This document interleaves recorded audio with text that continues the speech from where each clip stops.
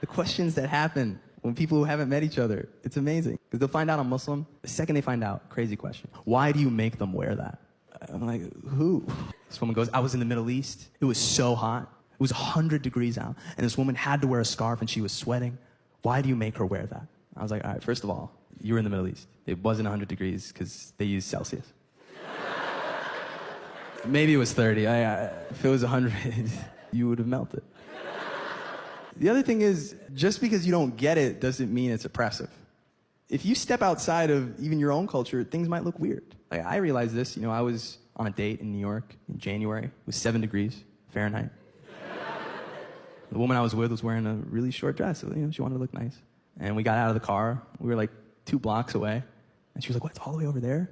I'm like, yeah, come on, hurry quick. And she's like shivering, but she can't really move that fast because her heels are slowing her down. And I just look in her eyes and I see this look of panic and she's so cold. And the only thing I could think was like, why do they make her wear that?